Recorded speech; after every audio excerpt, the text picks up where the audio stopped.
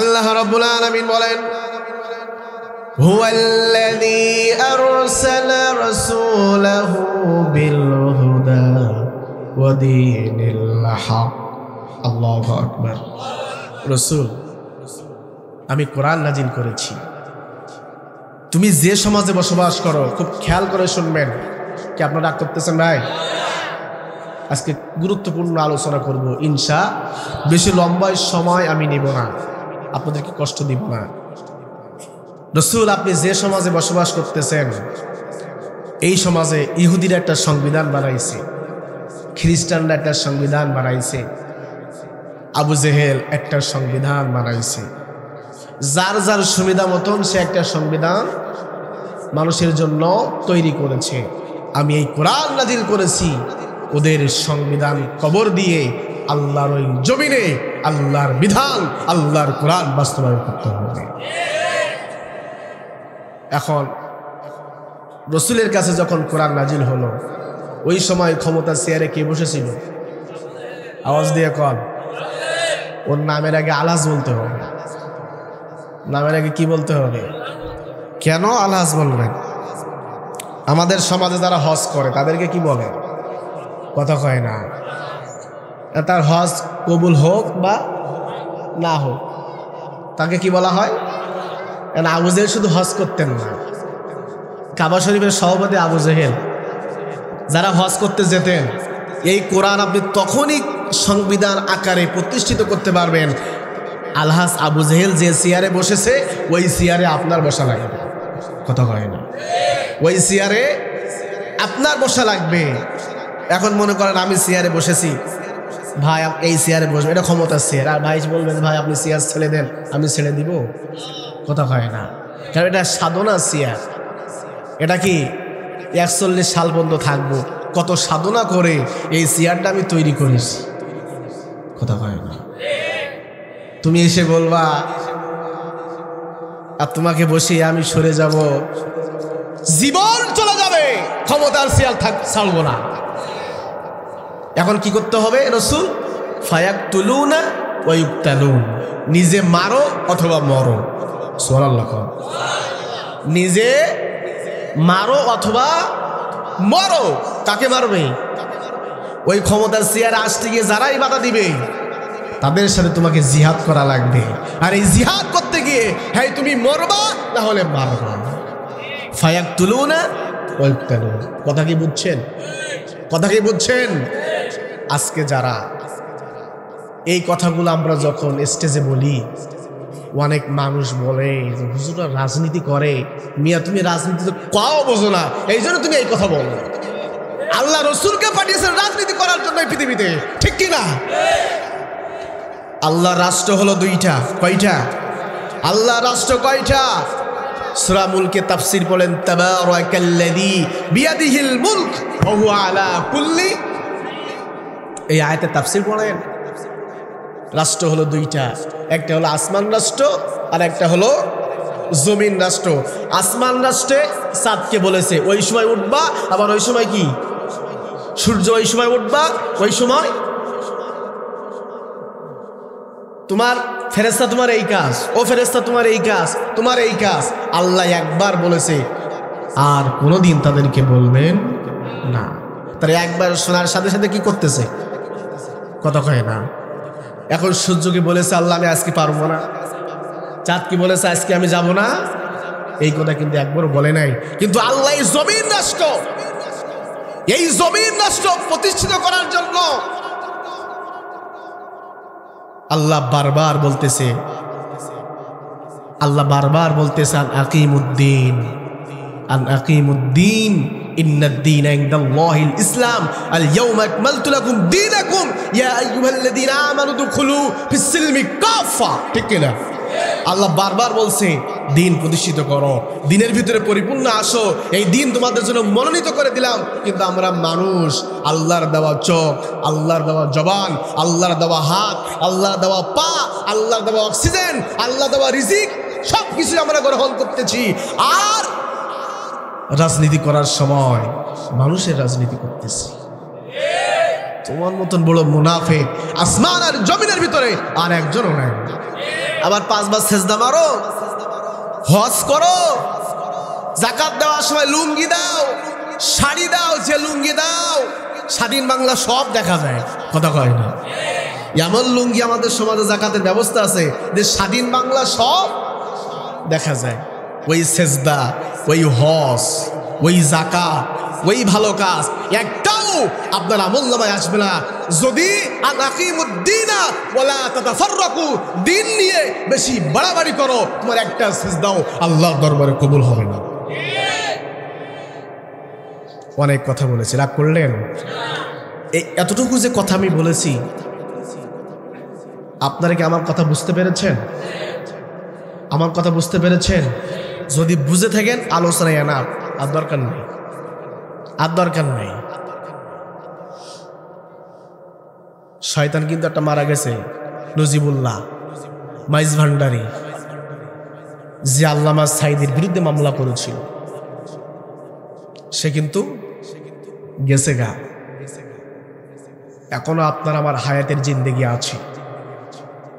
যারা এখনো ইসলামের বিরোধিতা করতেছেন, আলেমদের যারা এখনো বিরোধিতা করতেছেন, সাবধান হয়ে যান। কখন না জানি আপনার হায়াতের জিন্দেগি শেষ হয়ে যায়। আল্লাহ যখন বলবে মান রব্বুকা, তোমার রবকে, ওই প্রশ্নের জবাব কিন্তু আপনি দিতে পারবেন না। সাবধান হয়ে যান। বিগত 16 বছর আমরা দেখেছি কুম ফাআনজির ওয়া রাব্বাকা ফাকাব্বির, আল্লাহর নামে যারাই তাকবীর দিয়েছে তাদের জঙ্গি বলে চালানো হয়েছে, ঠিক কিনা? মুয়াজ্জিন আযান দেয়, সেই সময় জঙ্গির গন্ধ খুঁজে পাও না। মুয়াজ্জিন আকামত দেয়, সেই সময় জঙ্গির গন্ধ খুঁজে পাও না। তুমি যখন জন্মগ্রহণ করেছিলে তোমার কানে আযান দেওয়া হয়েছিল এক কানে, আর এক কানে আকামত দেওয়া হয়েছিল। আবার যখন তোমার আত্মীয় স্বজন মারা গিয়েছে, ইমাম সাহেব আল্লাহু আকবার বলে জানাজার নামাজ শুরু করেছিল, ওই সময় একবার তো জঙ্গি বলো নাই। যে সময় এই ময়দানে নারাই তাকবীর আল্লাহু আকবার স্লোগান যখনই দেওয়া হয়েছে, তখনই তোমার চুলকানি শুরু হয়ে গেছিল। কোথায় সে বিপ্লব কুমার? কোথায় সে 3 ইঞ্চি? কয় ইঞ্চি ভুলে গেছেন আপনারা? How uncle, how uncle.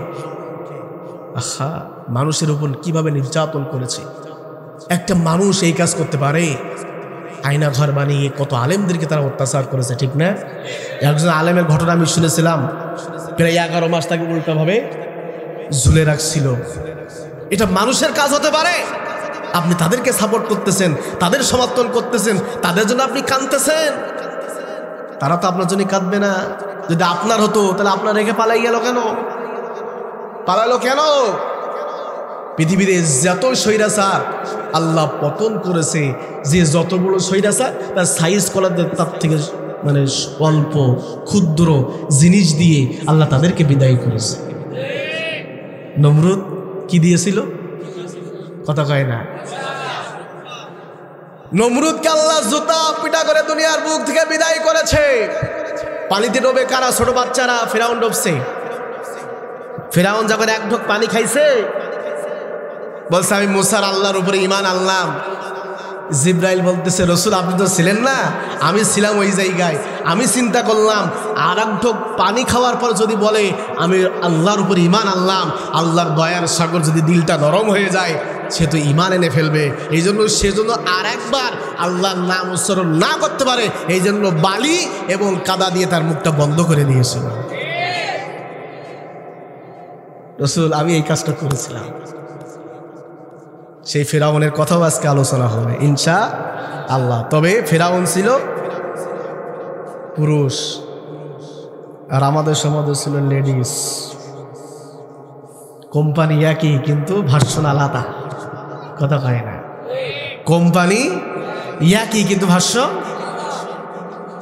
Lady ফিরাউন, লেডি নমরুদ, লেডি আবু জেহেল, লেডি হামা।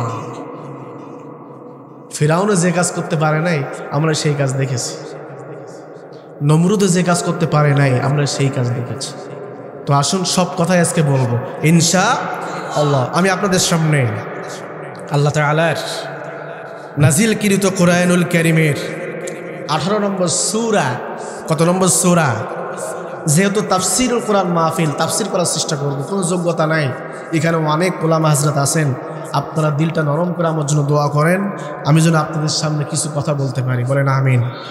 কত নম্বর সূরা? 18 নম্বর সূরা, সূরা আল কাহাফ। সূরার নাম কি? আরো জোরে বলেন। 110টি আয়াত, 12টি রুকু আছে। অধিকাংশ মুফাসসিরিন ইকরাম বলেছেন এই সূরাটা নাজিল হয়েছে মক্কায়। সুবহানাল্লাহ বলেন। তাহলে আলোচনা হবে সেই সূরার নাম কি? কত নম্বর সূরা? আয়াত আছে কয়টা? 110, রুকু 12টা। আয়াতে এই সূরার মধ্য থেকে আমি তেলাওয়াত করেছি 9 এবং 10।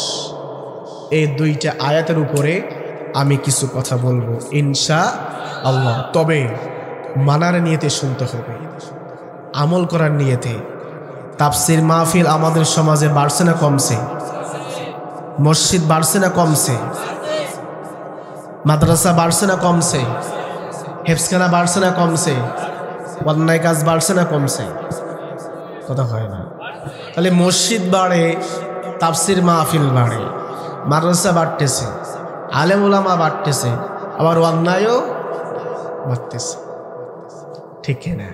এর কারণ হলো যেটা শুনে চলে যায়। হুজুরের কণ্ঠ যদি ভালো লাগে, ওয়াজ যদি ভালো লাগে, চার দোকানে বলবে কালকে ফাটাফাটি ওয়াজ হয়েছে, ঠিক না? ফাটাফাটি ওয়াজ হয়েছে। শিক্ষা নিয়েছে কি? ফাটাফাটি। শিক্ষা হলো কি? ফাটাফাটি। এই জন্য আল্লাহ রাব্বুল আলামিন বলেন, وَإِذَا قُرِئَ الْقُرْآنُ فَاسْتَمِعُوا لَهُ وَأَنصِتُوا لَعَلَّكُمْ تُرْحَمُونَ। আল্লাহু আকবার। রব্বুল আলামিন বলেন, ও দুনিয়ার মানুষ শোনো, যখন তোমাদের সামনে আল্লাহর কোরআন থেকে আলোচনা করা হবে, কোরআন যখন তোমাদের সামনে তেলাওয়াত করা হবে, ফাসতামিউ লাহু ওয়া আনসিতু, তখন তোমরা চুপ করে মনোযোগ সহকারে আমল করার নিয়তে কোরআনের আলোচনা যদি তোমরা শুনতে পারো, আমি আল্লাহ ওয়াদা করলাম লাআল্লাকুম তুরহামুন, আমি তোমাদের উপরে আমার রহমত নাজিল করতে থাকব। তাহলে মনোযোগ সহকারে শোনার দরকার আছে না নাই? আল্লাহ রাব্বুল আলামিন সূরাতুল কাহাফ, বিশ্ব নবী জনাবে মুহাম্মদুর রাসূলুল্লাহ সাল্লাল্লাহু আলাইহি ওয়াসাল্লামের কাছে আল্লাহ নাজিল করলেন। বিশ্ব নবী বলেছেন এই সূরা কাহাফ একটা গুরুত্বপূর্ণ ফজিলতপূর্ণ সূরা। বলেন সুবহানাল্লাহ। এই সূরার ভিতরে অনেক ফজিলতের কথা বলা হয়েছে। সূরা কাহাফ নিয়ে অনেক তাফসীর কারকরা ফজিলতের কথা বলেছেন। আবু দারদা রাদিয়াল্লাহু তাআলা আনহু বলেন, বিশ্বনবী সাল্লাল্লাহু আলাইহি ওয়াসাল্লাম বলেছেন, মান হাফিজা 10 আয়াতিন মিন আউয়ালি সূরাতিল কাহফি উসিমা মিনাদ দাজ্জাল। আল্লাহু আকবার। যে ব্যক্তি সূরা কাহফের 10টা আয়াত মুখস্থ করবে, রাসূলুল্লাহ সাল্লাল্লাহু আলাইহি ওয়াসাল্লাম বলেছেন, যে ব্যক্তি 10টি আয়াত সূরা কাহফের মুখস্থ করবে, আল্লাহ রাব্বুল আলামিন দাজ্জালের সকল ফিতনা থেকে আল্লাহ তাকে হেফাজত করবে। দাজ্জালের ফিতনা সবথেকে বড় মারাত্মক ফিতনা হবে, ঠিক কিনা? দাজ্জালের ফিতনা, দাজ্জালের এক হাতে থাকবে, ডান হাতে থাকবে জাহান্নাম, বাম হাতে থাকবে জান্নাত। যে জাহান্নাম গ্রহণ করবে সে হলো জান্নাতি, আর যে দাজ্জালের জান্নাত গ্রহণ করবে সে হলো কি? দাজ্জালের কপালে কাফার লেখা থাকবে, কুফর লেখা থাকবে। যারা প্রকৃত ঈমানদার হবেন, যাদের ভিতরে ঈমান থাকবে, তারা ওই লেখাটা পড়তে পারবে, বুঝতে পারবে। যাদের ভিতরে ঈমান থাকবে না, 5 ওয়াক্ত নামাজ পড়ুক আর যাই করুক না কেন, ওই শব্দটা ওই বাক্যটা সে উচ্চারণ করতে পারবে না, সে দাজ্জালের ফিতনার ভিতরে পড়ে যাবে। এই জন্য বিশ্বনবী সাল্লাল্লাহু আলাইহি ওয়াসাল্লাম বলেছেন, সূরা কাহাফের 10টা আয়াত মুখস্থ করো, যদি মুখস্থ করতে পারো আল্লাহ তোমাদেরকে দাজ্জালের ফিতনা থেকে আমার আল্লাহ হেফাজত করবে। অন্য হাদিসে বর্ণনা এসেছে, কেউ যদি প্রথম 10টা আয়াত মুখস্থ করে, আবার কেউ বলেছেন শেষের 10টা আয়াত মুখস্থ করে, তাহলে আল্লাহ তাআলা দাজ্জালের ফিতনা থেকে তাকে কি করবে? আওয়াজ দিয়ে বলেন। বিশ্বনবী সাল্লাল্লাহু আলাইহি ওয়াসাল্লাম আরো বলেছেন, মান করা সূরাতুল কাহফ কামা উনসিলাত কানাত লাহু নূর। যে ব্যক্তি সূরা কাহফ দৈনন্দিন তেলাওয়াত করবে, আল্লাহ তাআলা তার জন্য নূর তৈরি করবেন, তার জন্য নূর দিয়ে আলোকিত করে দিবে। শুধু তাই নয়, রাসূল বলেছেন, আল কিয়ামাতি মিন মাকামে ইলা মক্কা। কিয়ামতের দিন কঠিন মুসিবতের সময়, যে সময় হাউজে কাউসার এবং ফুলসিরাত পার হতে পারবে না, ওই সময় এই সূরা কাহফের ফজিলতের কারণে আল্লাহ আলোকিত করে দিবেন। আরো জোরে বলেন সুবহানাল্লাহ। এবার আসুন, এই সূরাটা কখন নাজিল হয়েছে জানার দরকার আছে না নাই? আওয়াজ দিয়ে বলেন আছে না নাই? এটার একটু আওয়াজ বাড়াতে হবে, হালকা বাড়ায় দেন। এই সূরাটা নাজিল হয়েছে আল্লাহ তাআলা 2টি কারণে নাজিল করেছেন। কয়টি কারণ? আরো জোরে বলেন। 2টি কারণে নাজিল করেছেন। একটি কারণ, ঈমান আনার পরে ঈমানটা কিভাবে রক্ষা করতে হবে এই বিষয় আল্লাহ তাআলা সূরা কাহফ আলোচনা করেছেন। সুবহানাল্লাহ বলেন। আরেকটি কারণ, বিশ্বনবী সাল্লাল্লাহু আলাইহি ওয়াসাল্লাম যে নবুয়ত পেয়েছেন, এই নবুয়ত সত্য না মিথ্যা এটা প্রমাণ করা হয়েছে সূরা কাহফে। আর আসতে বলেন সুবহানাল্লাহ। বিশ্বনবী সাল্লাল্লাহু আলাইহি ওয়াসাল্লাম হেরা গুহায় চলে গেলেন। আল্লাহ রাব্বুল আলামিন বিশ্বনবী সাল্লাল্লাহু আলাইহি ওয়াসাল্লামের কাছে কোরআন নাজিল করলেন 40 বছর বয়সে। কত? আরো জোরে বলেন। 40 বছর বয়সে আল্লাহ কোরআন নাজিল করলেন। এই কোরআন নাজিল হওয়ার পরে বিশ্বনবী সাল্লাল্লাহু আলাইহি ওয়াসাল্লাম যখন কোরআনের দাওয়াত দেওয়া শুরু করলেন, দাওয়াত দেওয়ার কারণে মানুষ বলেছে পাগল, জাদুকর, কবি। কত বলেন ঠিক না বেঠিক? কোরআন নাজিলের আগে,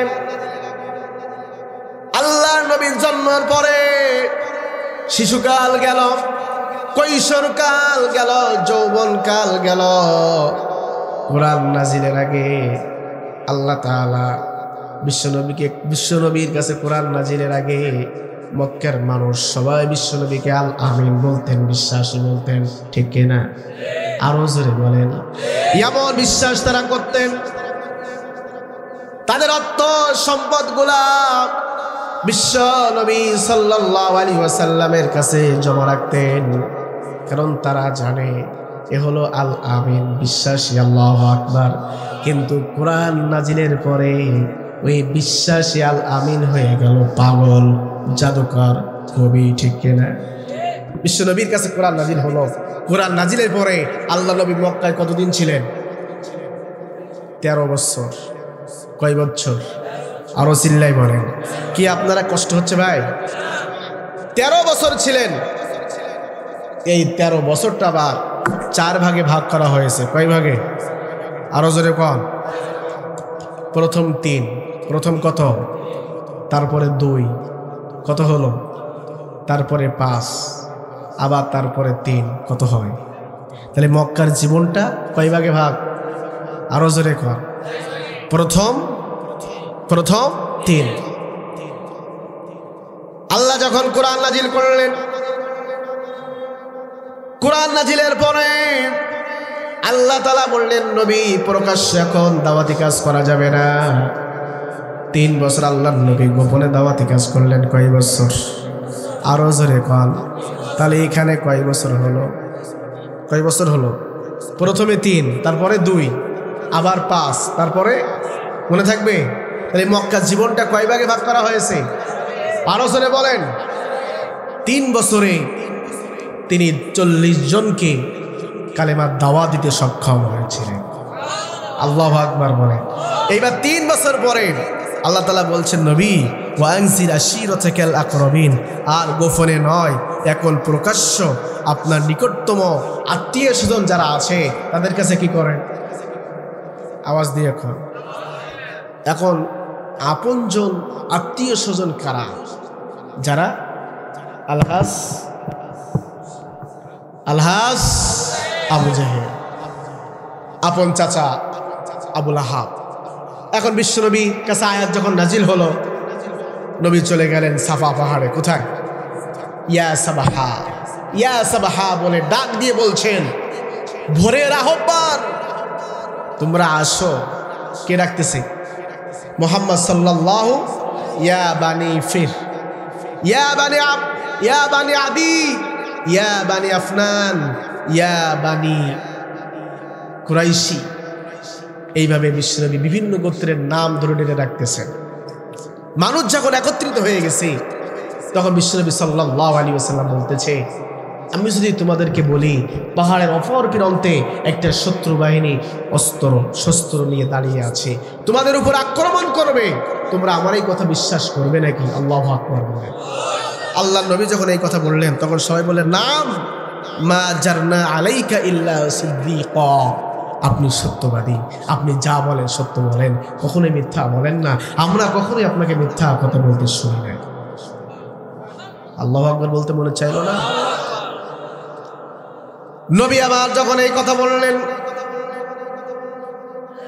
মানুষ যখন সার্টিফিকেট ভালো দিলেন, বিশ্বনবী সাল্লাল্লাহু আলাইহি ওয়াসাল্লাম বলতেছেন, আমি তোমাদেরকে সেই কঠিন জাহান্নামের আযাবের কথা বলতে চাই, যেই দিন কেউ কারোর পরিচয় দিবে না, স্ত্রী স্বামীর পরিচয় দিবে না, স্বামী স্ত্রীর পরিচয় দিবে না, মা সন্তানের পরিচয় দিবে না, সন্তান মায়ের পরিচয় দিবে না।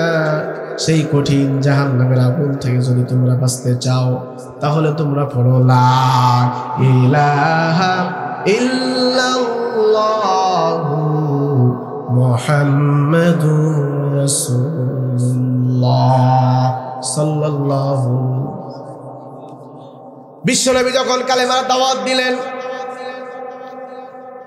যখন লা ইলাহা ইল্লাল্লাহ উচ্চারণ করলেন, মানুষ কোনো কথা বলে না, মানুষ চিন্তিত হয়ে গেলেন। কিন্তু এই মজলিসের ভিতরে বিশ্বনবীর আপন চাচা আবু লাহাব ছিলেন। সে বুঝতে পারলেন ভাতিজা কি উচ্চারণ করেছে। লা ইলাহা ইল্লাল্লাহ মানে আল্লাহ ছাড়া কাউকে মানা, আল্লাহ ছাড়া কোনো বিধানদাতা নাই, আল্লাহ ছাড়া আইনদাতা নাই, আল্লাহ ছাড়া রিজিক দাতা নাই, আসমান জমিন যার আইন চলবে তার। আবু লাহাব বুঝতে পারলেন এবং উচ্চারণ করলেন, তাব্বাল্লাকা ইয়া মুহাম্মাদু আলী হাযা জামাআতানা। এই কথা বলে আল্লাহর নবীর দিকে পাথর নিক্ষেপ করলেন। সিরাতের বর্ণনায় পাথরটা গিয়ে বিশ্বনবীর মাথায় লেগেছে। আল্লাহু আকবার। প্রথম যখন কালেমার দাওয়াত দিলেন, আবু লাহাব আপন চাচা পাথর মেরেছেন, নবীর মাথা থেকে রক্ত পড়তেছে, পেয়েছেন। আল্লাহ বললেন, নবী কষ্ট পেলে তো হবে না, কষ্ট পেলে হবে না। আপন চাচা পাথর মেরেছে, কষ্ট পেয়েছো নাকি? তুমি যদি এখন কষ্ট পেয়ে থাকো, তুমি যখন এই পৃথিবীতে থাকবা না, তোমার এক শ্রেণীর উম্মতেরা থাকবে যারা ওই জমিনে কোরআন বাস্তবায়ন করার জন্য চেষ্টা করবে। আর এই চেষ্টা যখন করতে যাবে, তাদেরকেও পাথর মারা হবে। এখন তুমি যদি কষ্ট পেয়ে থাকো, তাহলে তারা সান্ত্বনা নিবে কার কাছ থেকে? তুমি কষ্ট পেয়েছো, যখন তুমি থাকবা না, তোমার এই কাজ এক শ্রেণীর মানুষ করবে, ঠিক কিনা? তাদেরকেও পাথর মারা হবে, হত্যা করা হবে, ফাঁসি দেওয়া হবে, জেলখানায় নেওয়া হবে। তুমি যদি কষ্ট পেয়ে থাকো, তাহলে তারা সান্ত্বনা নেবে কার কাছ থেকে? এখন রাস্তা তোমার সামনে দুইটা। কয়টা? আরো চলে বলেন। একটা হলো ডান, আর একটা হলো হিজবুল্লাহ, আর একটা হলো কোথায়? হিজবুশ শয়তান। নবী আপনার সামনে এখন দুইটা রাস্তা, একটা হলো হিজবুল্লাহ আর একটা হলো হিজবুশ শয়তান। ভাই এরকম আওয়াজ হচ্ছে কেন মাইকে? মাইকালা ভাই কই? একটা হলো কি ভাই আপনাদের কষ্ট হচ্ছে, একটা হলো হিজবুল্লাহ আর একটা হলো হিজবুশ শয়তান। আল্লাহ বলছে নবী তুমি যদি হিজবুশ শয়তান গ্রহণ করো তাহলে পাবা নারী, পাবা বাড়ি, পাবা গাড়ি, পাবা ক্ষমতা, পাবা অর্থ সম্পদ, সব কিছুই পাবা, জান্নাত পাবা না। ঠিক কিনা? আর তুমি যদি হিজবুল্লাহ গ্রহণ করো, এই হিজবুল্লাহ গ্রহণ করার কারণে তোমার চোখ উপড়ে নেওয়ার ভয় দেখানো হবে, হাত ভাঙার ভয় দেখানো হবে, পা ভাঙার ভয় দেখানো হবে, ফাঁসির মঞ্চ দেখানোর ভয় দেখানো হবে, জেলখানায় যাবার প্রয়োজন হতে পারে। এখন সিদ্ধান্ত তোমার, তুমি হিজবুল্লাহ নেবা না হিজবুশ শয়তান নেবা। আমরা কোনটা নিতে চাই? আমরা কোনটা নিতে চাই? দুহাত আল্লাহকে দেখিয়ে দেন, জীবন চলে যাবে, হাত ভাঙার দরকার হলে হাত ভাঙা হবে, কিন্তু হিজবুল্লাহ রাস্তা ছাড়বো না ইনশাআল্লাহ। আল্লাহ কবুল করেন, বলেন আমিন। হিজবুল্লাহ দলে যারাই ছিল তারাই বাড়ি ঘুমাতে পারে নাই, কথা কয় না। হিজবুল্লাহ দলে যারাই ছিল তারা স্কুলে যেতে পারে নাই, হিজবুল্লাহ দলে যারাই ছিল তারা মসজিদে জামাত নামাজ পড়তে পারে নাই, হিজবুল্লাহ দলে যারাই ছিল তাদের বাগানে ঘুমাতে হয়েছে, কথা কয় না। আমার রসুল বলল আল্লাহ আমি হিজবুল্লাহ নিলাম। সুবহানাল্লাহ বলে। আমি কি নিলাম? আরো জোরে কম, হিজবুল্লাহ। এই হিজবুল্লাহ নেওয়ার কারণে রসুল বাড়ি ঘুমাতে পারে নাই। আপনারা কি এটা জানেন যে রসুল বাড়ি? সিরাত খোলেন, তাফসীর পড়েন। আবু জেহেল যখন প্রথম আবু তালেবের কাছে গিয়ে বলছে তুমি তোমার ভাতিজা মুহাম্মদকে থামাও, তা না হলে যে কোনো মুহূর্তে তাকে হত্যা করা হবে।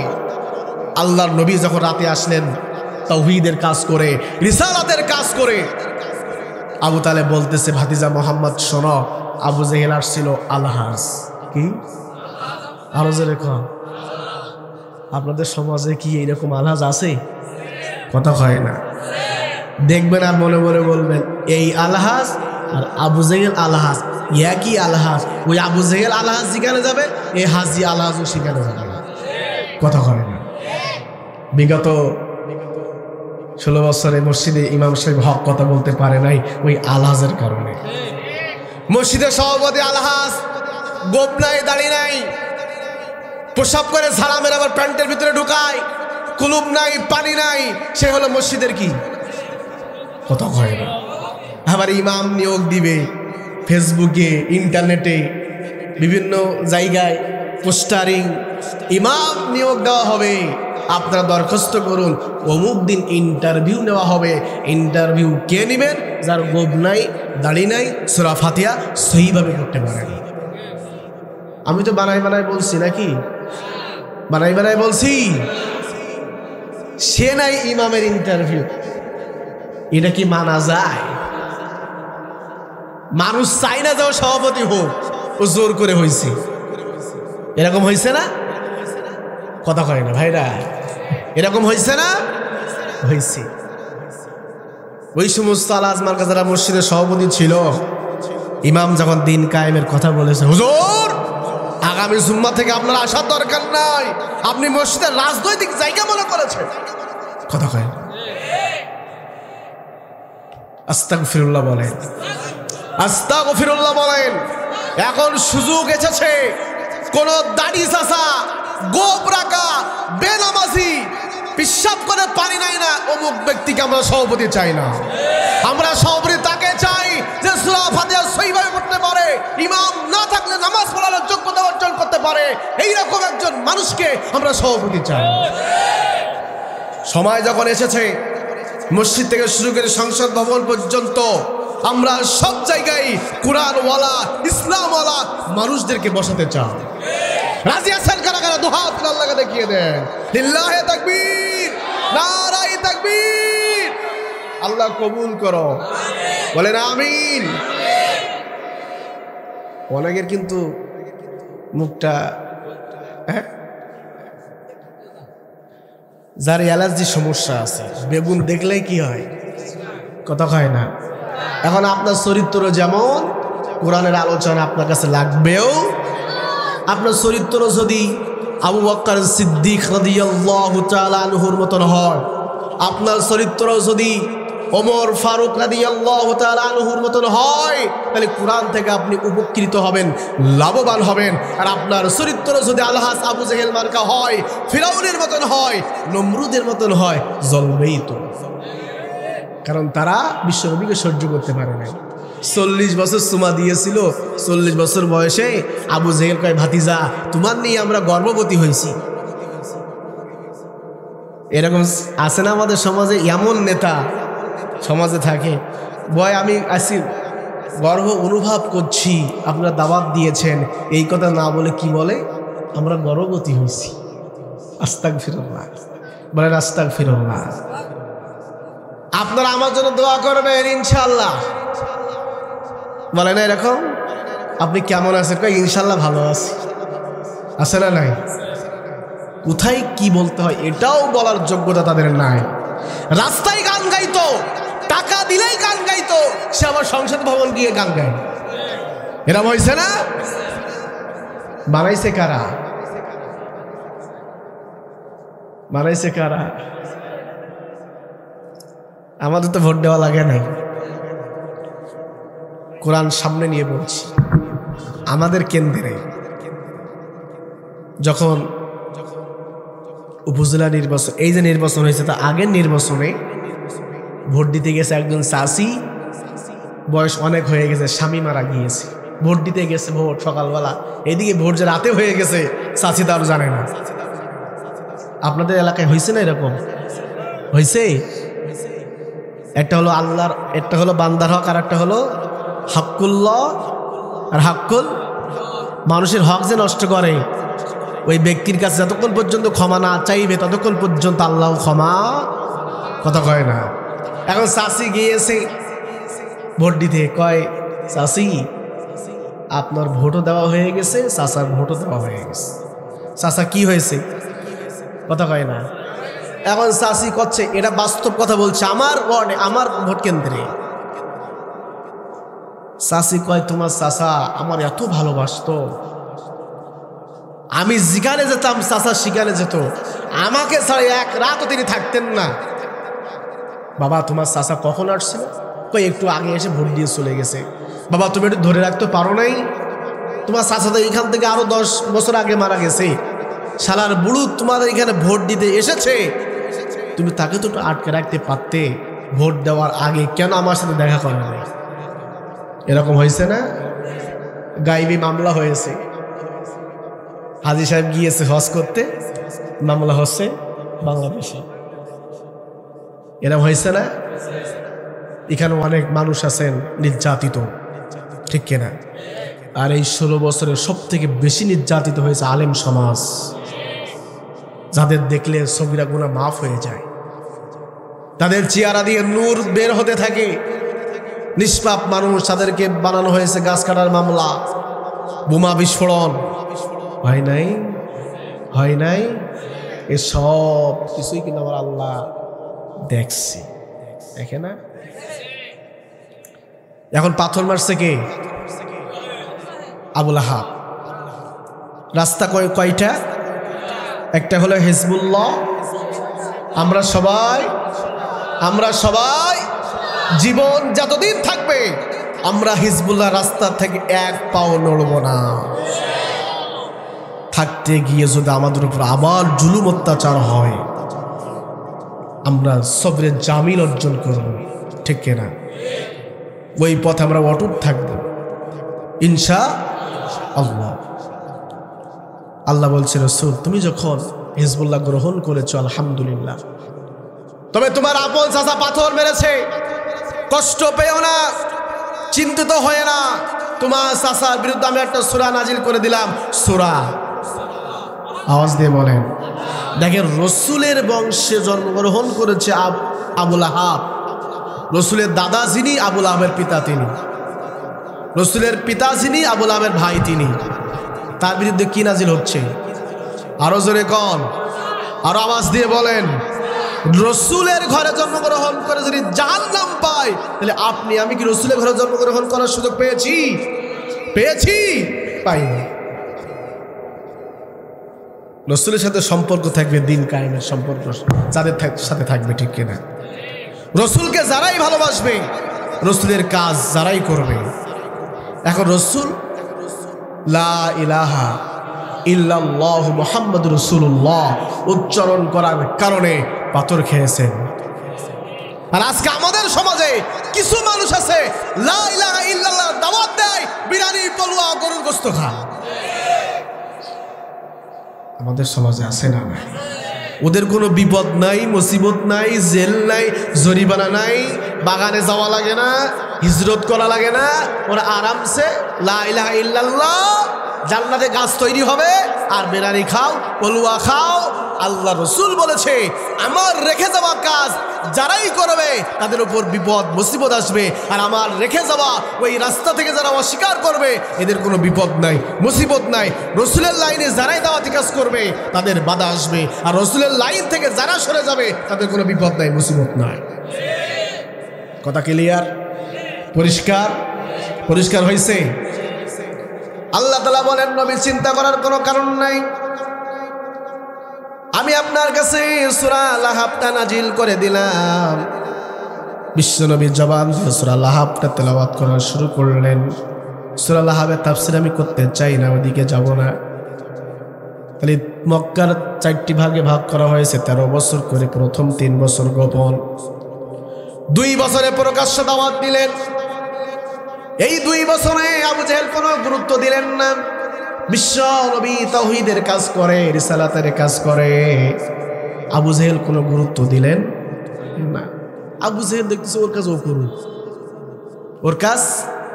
যখন ইমানদারের সংখ্যা বেশি বৃদ্ধি হয়ে গেল তখন মাথায় আর কাজ করে না। এখন আমাদের সমাজেও কিছু মানুষ উলট পালট বলা শুরু করেছে, দেখতেছে ইসলামী আন্দোলনের পক্ষে মানুষ তো দলে দলে অংশগ্রহণ করতেছে, এদেরকে থামাতে হবে। কথা কি বোঝেন? এটাও মোবাইলের অংশ, এটাও এপিট এপিট, দুইটা কি মোবাইল, এপিট এপিট দুইটা। আর বললাম না, আর বললাম না। আবু জেহেল যখন দেখলেন মুহাম্মাদের দলের লোক বেশি হয়ে যাচ্ছে, এখন মুহাম্মদকে থামাতে হবে। মুহাম্মাদের কাছে যারা বায়াত গ্রহণ করবে, ঈমান আনবে, তাদের উপর জুলুম অত্যাচার নির্যাতন শুরু করে দাও। যেন মানুষ এই জুলুম অত্যাচার নির্যাতন দেখে মুহাম্মাদের কাছে বায়াত গ্রহণ না করতে পারে। আজকেও মানুষ যখন বলতেছে স্বামীর শাসন দেখেছি, মেয়ের শাসন দেখেছি, আপার শাসন দেখেছি, সব শাসন দেখেছি, এখন আমরা কোরআনের শাসন দেখতে চাই, এই কথা মানুষ যখন বলা শুরু করেছে, এক শ্রেণীর মানুষ বলতেছে মৌলবাদী জীবনেই ক্ষমতায় আসতে পারবে না। ঠিক কিনা? নাকি বানাই বলছি? এটা জনগণের কথা। কার কথা? আর আল্লাহই বলেছেন, আমার আল্লাহই বলেছেন এই সমাজে কোরআনের শাসন প্রতিষ্ঠিত করতে হবে। আল্লাহর গোলামেরা, আল্লাহ তোমাদের এই দায়িত্ব দিয়ে এই পৃথিবীতে পাঠিয়েছে।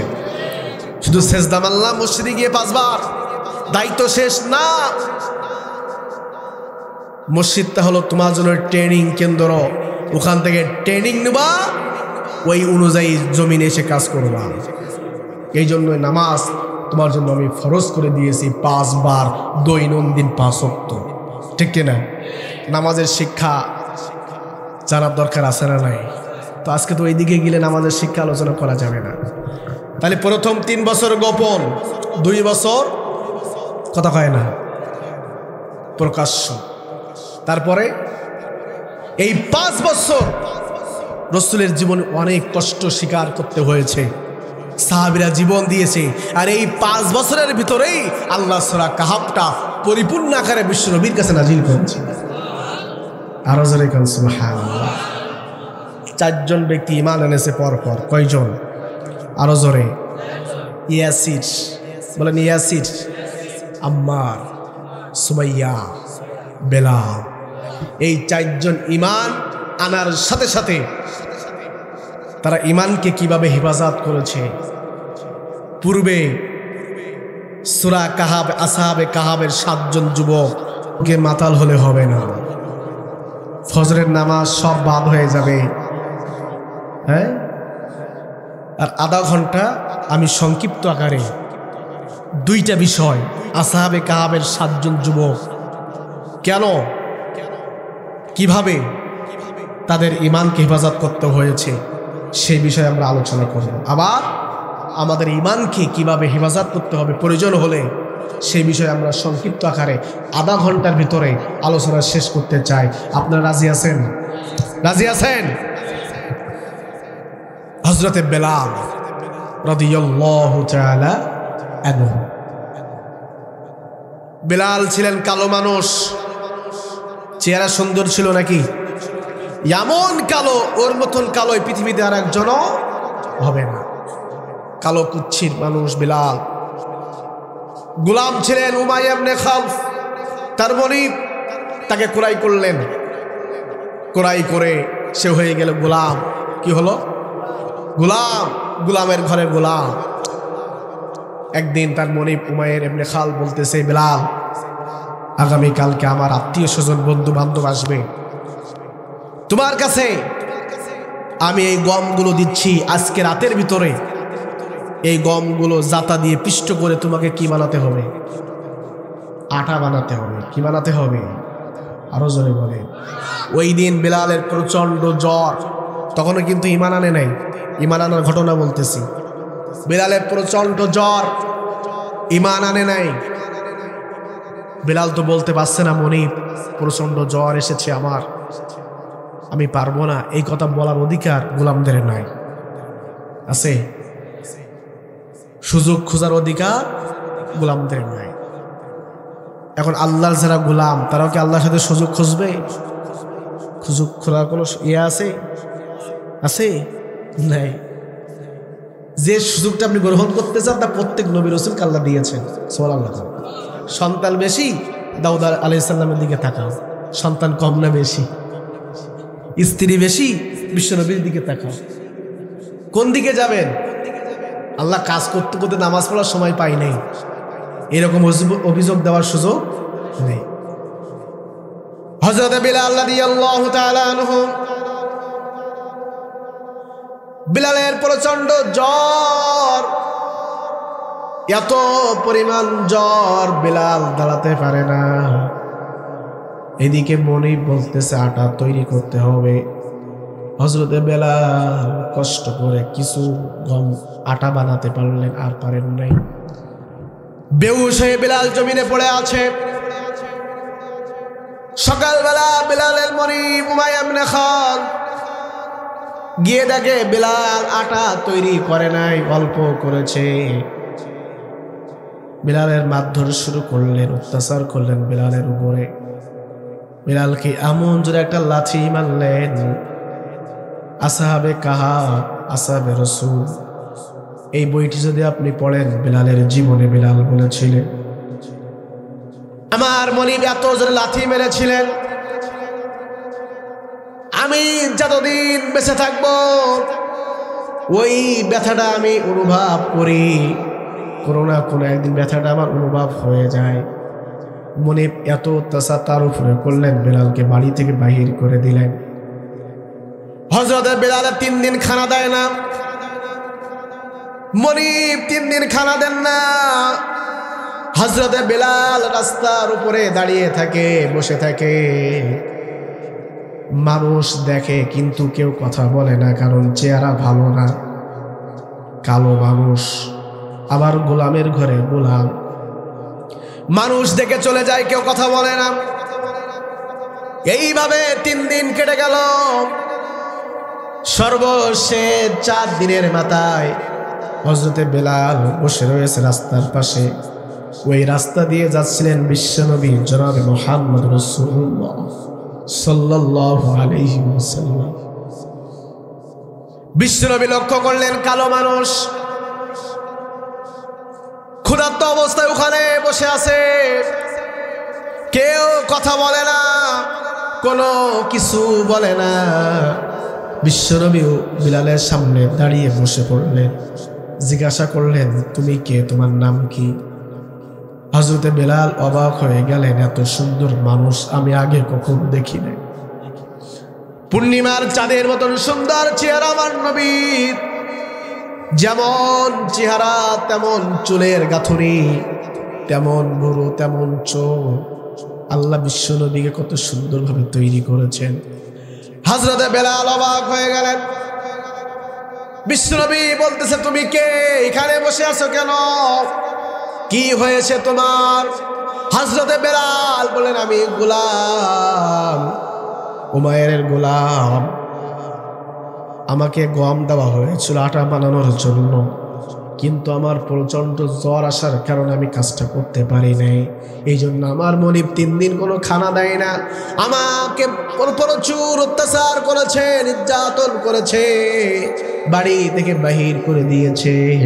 আমি 4 দিন এখানে বসে আছি, আমাকে কেউ খাবার দেয় না। আল্লাহ নবী কোনো কথা বলে না, ওখান থেকে উঠে চলে যাওয়া শুরু করলেন। বেলাল বলতেছে, আপনিও দেখছেন অন্য মানুষের মতন কথা বলেন না, কিছু বললেন না, না বলে আপনি চলে যাচ্ছেন।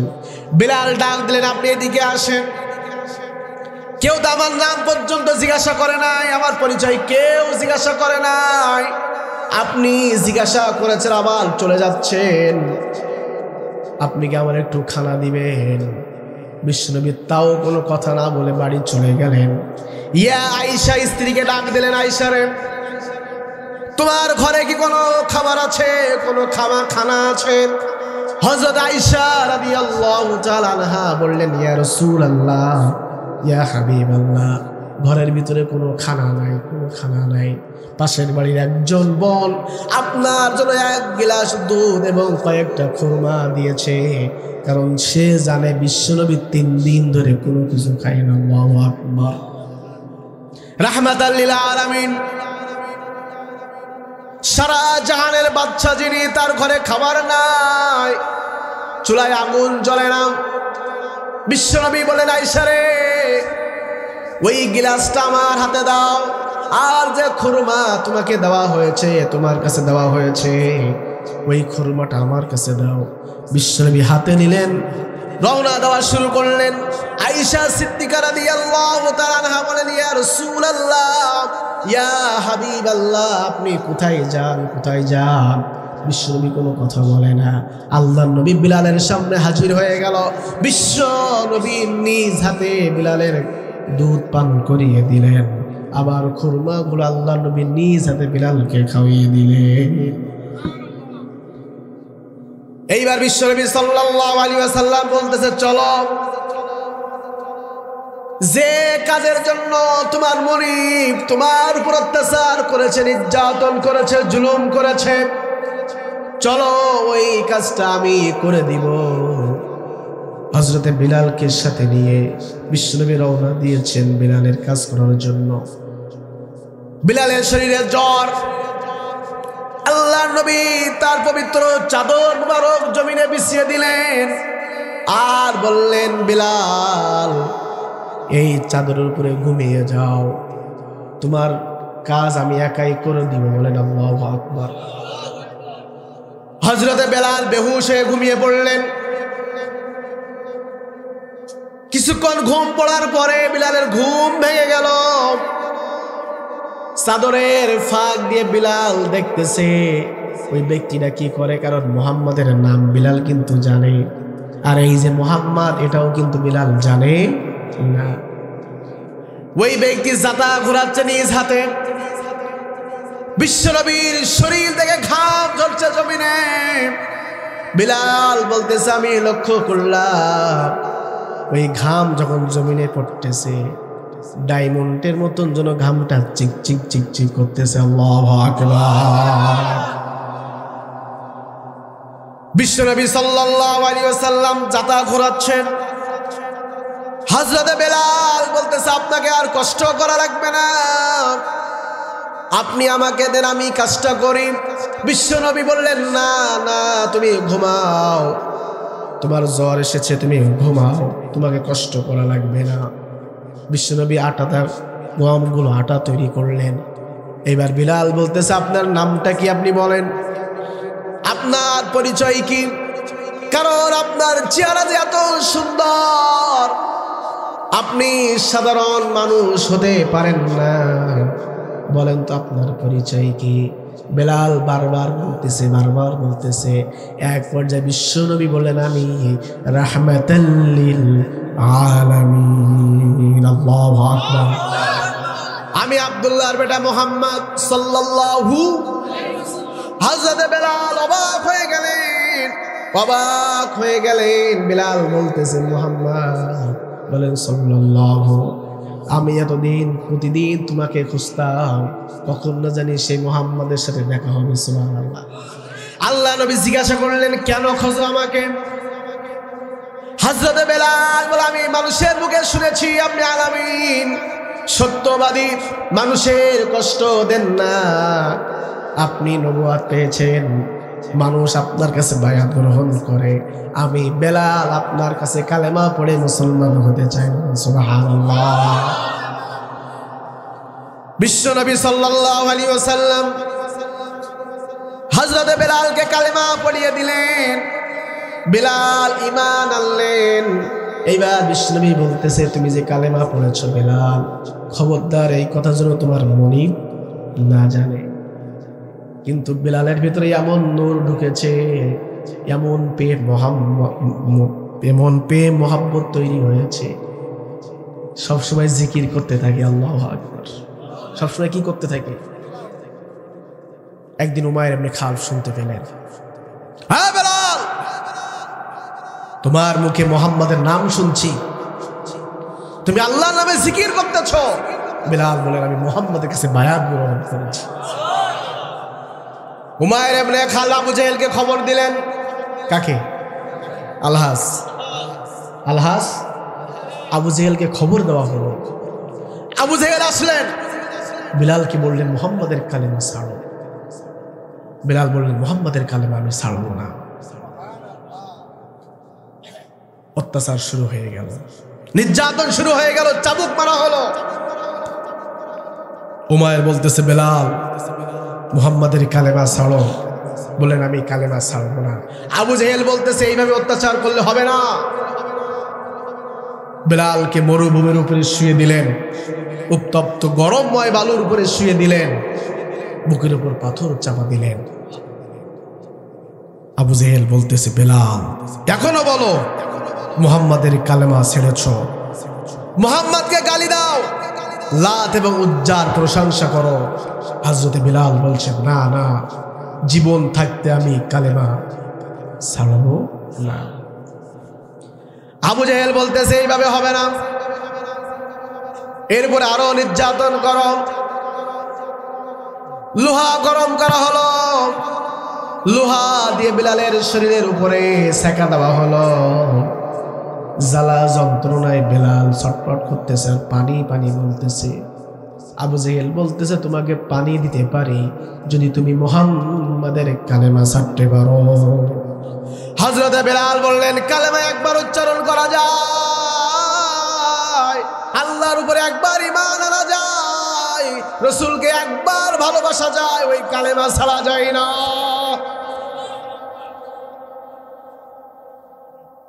বেলাল বেহুশ হয়ে আহাদ আহাদ উচ্চারণ করতেছে। আহাদ, আহাদ মানে কে? আল্লাহ এক। হযরতে বেলাল আহাদ বলতেছে। উমাইর ইবনে খালফ লক্ষ্য করলেন, বেলাল আহাদ আহাদ উচ্চারণ করতেছে। উমাইর ইবনে খালফ বেলালের জিহ্বাটা টান দিয়ে বাইরে নিয়ে আসলেন, জিহ্বার উপরে একটা পেরেক মেরে দিলেন। এখন বেলাল আর আহা বলতে পারে না, স্পষ্ট ভাবে আহা বলতে পারে না। আল্লাহু আকবার।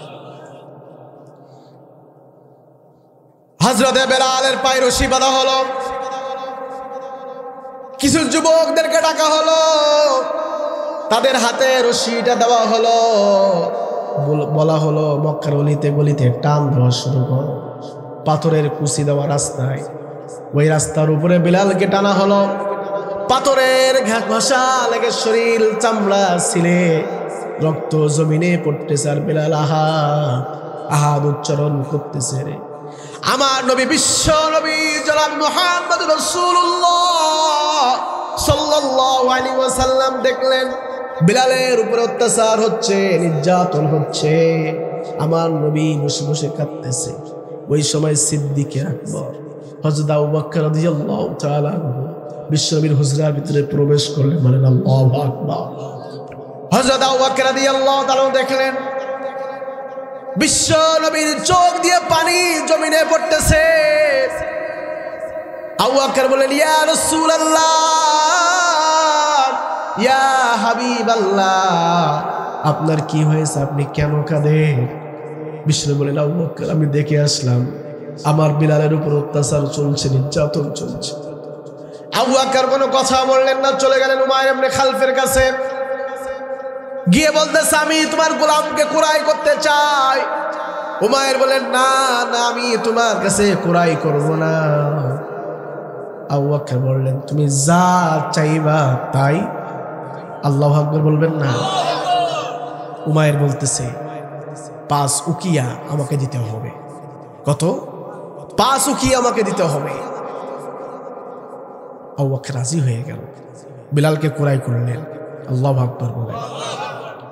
উমাইর ইবনে খাল বলতেছে, আমি এতদিন জানতাম ব্যবসায়ীর দিক থেকে আবু বকরের মতো বুদ্ধিমতী আর কেউ ছিল না, এখন দেখছি সে মূর্খ।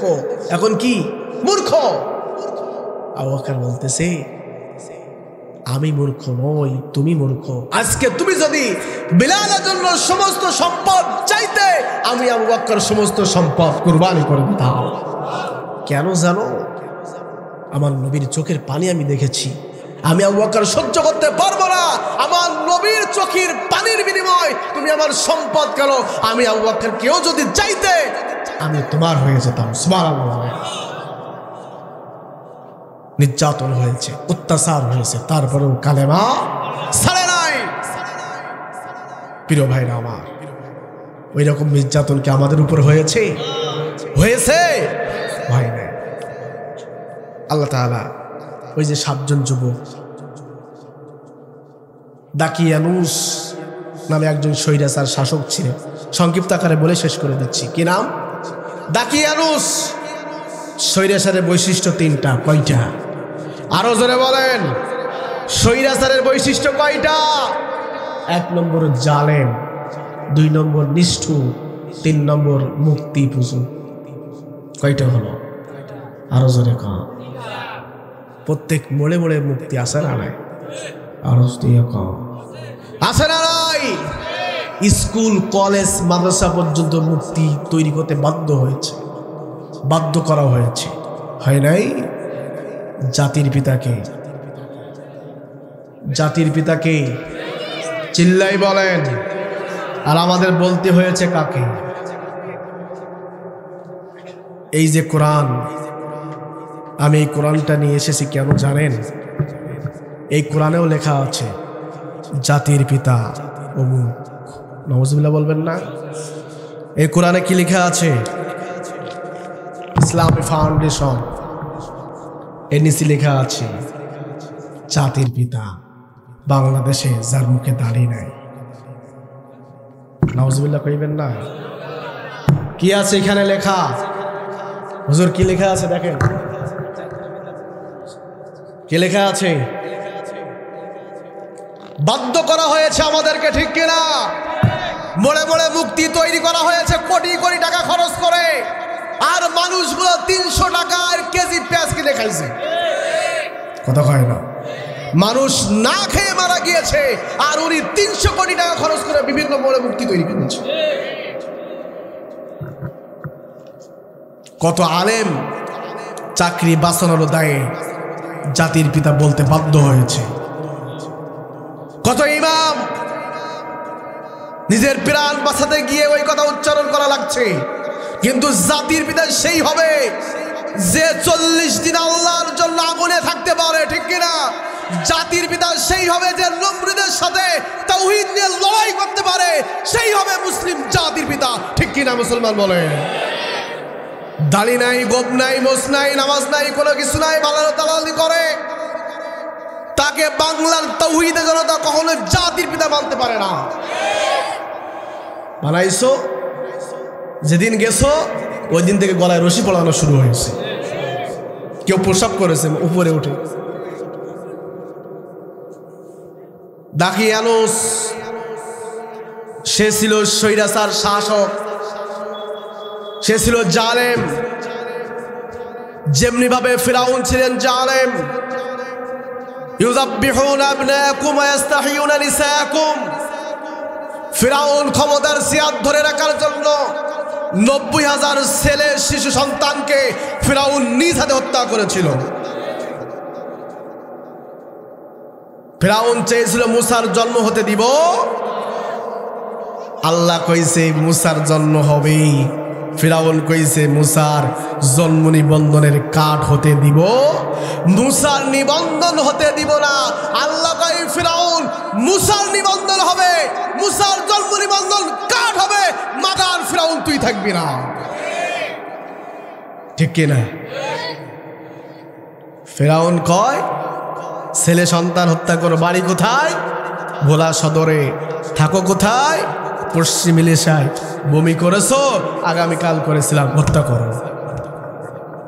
কি করো? কাকে আসতে দিবে না?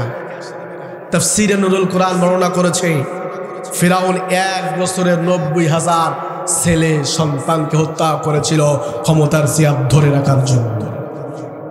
তাহলে আমরা মিশরে ফিরাউন দেখি নাই, ক্ষমতার জিয়াদ ধরে রাখার জন্য ফিরাউন ৯০,০০০ ছেলে সন্তানকে হত্যা করেছে। ফিরাউন ছিল পুরুষ কোম্পানি একই। বাংলার জমিনে আমরা লেডিস ফিরাউন দেখেছি। ক্ষমতার জিয়াদ ধরে রাখার জন্য হাজার হাজার আলেম, হাজার হাজার মানুষকে হত্যা করেছে। বোঝা যায় ওই ফিরাউন এই ফিরাউনের ভিতরে কোনো পার্থক্য নাই। পার্থক্য হলো এটা হলো লেডিস আর ওটা হলো কি কথা হয় না। আল্লাহ কয় ফিরাউন, ফিরাউন কয় খেলা হবে। কি হবে? কি হবে? ফিরাউন কয় খেলা হবে। প্লেয়ারও আমার, মাঠও আমার, রেফারিও আমার, সব আমার। যে খেলতে আসবা খেলায় জিততে পারবা না, আমি একাই গোল দেব। ফিরাউন বলতেছে, আল্লাহ কয় ফিরাউন গোলকিপারে কিন্তু আমি আল্লাহ দাঁড়িয়ে আছি। জোরে লাথি মারবো, এমন জোরে কিক দিব, পানি খাইবা আর বলবা মুসার খোদার উপর ঈমান আল্লাহ। ঠিক কিনা? আজকেও আমাদের সমাজে একজন বলতো খেলা হবে। কি হবে? আল্লাহ এমন খেলাইছে তাকে আর খুঁজে পাওয়া যাচ্ছে না, খুঁজে পাওয়া যাচ্ছে না। আল্লাহ এমন খেলাইছে, এমন খেলাইছে, আগে তার জন্য বাংলাদেশে থাকা যেত না। ঠিক কিনা? তাহলে ফিরাউন ক্ষমতায় থাকার জন্য কি করেছিল? ৯০,০০০ কয় হাজার ইউযাব্বিহুনা আবনাকুম ওয়া ইস্তাহিয়ুনা নিসাকুম, ছেলেদেরকে হত্যা করত আর কন্যা সন্তানকে জীবিত রাখত। দাকিয়ানুসও তাই ছিলেন। দাকিয়ানুস সে এত স্বৈরাচারী ছিলেন, এত নিষ্ঠুর ছিলেন, এত মুক্তিপূজক ছিলেন। ওই সময় দাকিয়ানুস বাধ্যতামূলক করেছিল মুক্তির সামনে মাথা নত করতে হবে, মুক্তির সামনে সেজদা দিতে হবে, মুক্তিকে রব হিসাবে মানতে হবে। বলে নাউজুবিল্লাহ। সবাই মানতে বাধ্য হয়েছিল, ৭ জন যুবক মানে নাই। কয়জন যুবক? আরো জোরে কম। ৭ জন যুবক মানে নাই। দাকিয়ানুসের কাছে খবর চলে গেল। সূরা কাহাফটা বাড়ি গিয়ে পড়বেন, সংক্ষিপ্ত আকারে বলতেছি। দাকিয়ানুসের কাছে খবর চলে গেল ৭ জন যুবক তাওহীদ গ্রহণ করেছে, রিসালাত গ্রহণ করেছে, ঈসা আলাইহিস সালামের উপর ঈমান এনেছে, তার অনুসারী হয়েছে। দাকিয়ানুস বলল তাদেরকে ধরে আনো। কি করো? আওয়াজ দিয়ে বলেন, ধরে আনো। তাদেরকে ধরা হলো। তাদের কাছে জিজ্ঞাসা করলো, তোমরা নাকি ঈসার অনুসারী হয়েছ? বলল, হ্যাঁ, আমরা ঈসার উপর ঈমান এনেছি। দাকিয়ানুস বলল, আমি তোমাদেরকে 2 দিন ছুটি দিলাম, 2 দিন সময় দিলাম। কয়দিন? এই 2 দিনের ভিতরে তোমাদের সিদ্ধান্ত নিতে হবে। যদি তোমরা আমি দাকিয়ানুস আমার হুকুম মেনে চলতে পারো তাহলে তোমাদের জীবন রাখা হবে, আর যদি আমার কথা অস্বীকার করো তোমাদেরকে পুড়িয়ে হত্যা করা হবে। সিদ্ধান্ত তোমাদের, সিদ্ধান্ত তোমাদের। সেই কথা প্রশ্ন একজন ব্যক্তি ছিলেন যিনি গোটা পৃথিবী ভ্রমণ করেছেন, মাশরিক ওয়াল মাগরিব, গোটা পৃথিবী কি করেছেন? ভ্রমণ করেছেন। 3 নম্বর প্রশ্ন, রুহুটা কি? রুহুর অর্থটা কি? রুহু কেন, কি জন্য তৈরি করা হয়েছে? এই 3টা প্রশ্নের জবাব দাও, তাহলে বুঝবো তুমি সত্য নবী। আল্লাহু আকবার। এখন বিশ্বনবী সাল্লাল্লাহু আলাইহি ওয়াসাল্লাম আল্লাহ যেটা বলে না, বিশ্বনবী সেটা জানেও না। এখন বিশ্বনবী বলতেছে তোমরা আগামী কালকে এসো। আল্লাহ নবী ইনশাল্লাহ বলেন নাই। পরের দিন আসলেন, আল্লাহ জিবরাইল পাঠান নাই, প্রশ্ন উত্তর নিয়ে আসে নাই। পরের দিন আসলেন, আবার বলতেছে আগামী কালকে এসো, কিন্তু ইনশাল্লাহ আওয়াজ দিয়ে বলেন ইনশাল্লাহ বলে নাই। আবার গেলেন, আবার একই কথা। এই কথা বলতে বলতে 15 দিন হয়ে গেছে। কয়দিন? আরো জোরে কন।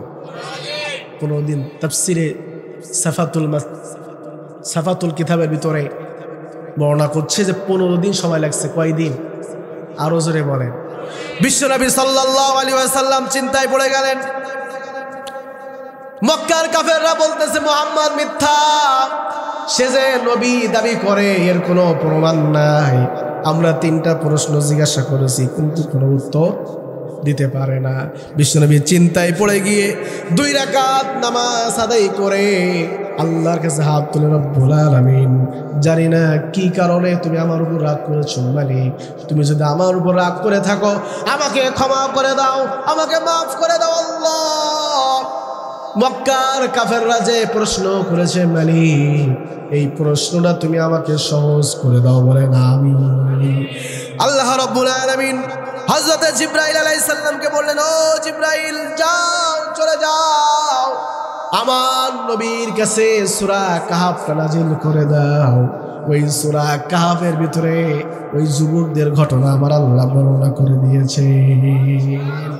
এবার আল্লাহ বলছে, নবী শোনো, এই যে 15 দিন অপেক্ষা করলাম এর কারণটা কি জানো? আল্লাহ বলছে, ইল্লা আইয়াশা আল্লাহ, তুমি যখন বলেছিলে আগামী কাল আসবে, তুমি ওই সময় ইনশাল্লাহ বলো নাই। ইনশাল্লাহ না বলার কারণে আমি 15 দিন তোমার কাছে কোনো ওহী পাঠাই নাই। এজন্য আমরাও যদি বলি যে আগামীকাল ওই কাজটা করব, করার সাথে সাথে কি বলতে হবে? আরো জোরে বলেন, আরো জোরে বলেন। কেউ যদি বলে যে তুমি কেমন আছো, কি বলবেন? আলহামদুলিল্লাহ। কি বলবেন? আলহামদুলিল্লাহ। আগামীকাল করব, কি বলবেন? ইনশাআল্লাহ। তখন আল্লাহ তাআলা এই সূরা কাহফ নাযিল করে ওই 7 জন যুবক তাওহীদের কালেমা পড়ার কারণে, ঈমান আনার কারণে তাদেরকে যখন তাদের পিছনে বাহিনী পাঠিয়ে দেওয়া হলো, তারা দৌড়াতে দৌড়াতে গিয়ে একটা গুহার ভিতরে আশ্রয় নিলেন।